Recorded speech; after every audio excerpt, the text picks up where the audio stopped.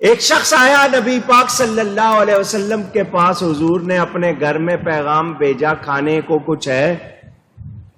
گھر سے جواب ملا کہ صرف پانی ہے۔ حضور نے اپنی دوسری بیوی کے ہاں پیغام بھیجا کچھ ہے؟ انہوں نے کہا جی پانی ہے اور کچھ نہیں۔ حضور صلی اللہ علیہ وسلم نے جو سامنے بیٹھے تھے ان سے فرمایا کوئی ہے جو اس کو مہمان بنا لے؟ آج یہ مسافر ہے، اس کو کوئی مہمان بنا لے آج۔ ایک انصاری مدینے کے رہنے والے نے کہا حضور میں اس کو مہمان بناتا ہوں۔ وہ اس کو لے کے گھر چلا گیا، بیوی سے جا کے پوچھا کھانے کو کچھ ہے؟ اس نے کہا بچوں کا تھوڑا سا کھانا ہے، بچوں کے لیے تھوڑا۔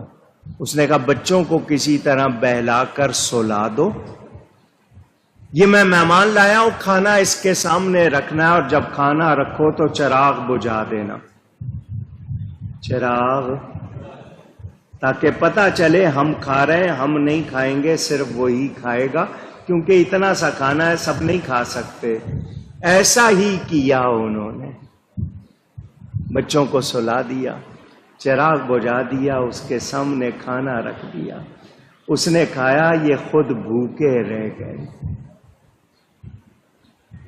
آج ایسی مسلمانی کہیں ملے گی؟ پوچھ رہا ہوں۔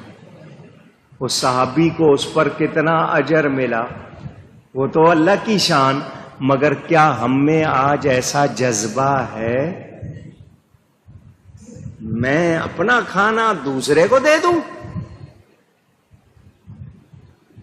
اللہ کی راہ میں دینا ہو تو پڑا پرانا کپڑا، کم سے کم چھوٹے سے چھوٹا نوٹ، دنیا کے لیے کرنا ہو تو کھل کے جی سب سے مہنگی والی ٹکٹ دو مجھے، جی یہ دو وہ دو، یہ ہماری سوچ ہے۔ اب بھلے اللہ کی راہ میں کم دے رہے ہو، خوش دلی سے تو دو، دل تو خوش ہو، اس کو اپنے لیے نیکی سمجھو کہ مجھے اللہ نے یہ توفیق دی ہے کہ میں خرچ کر رہا ہوں۔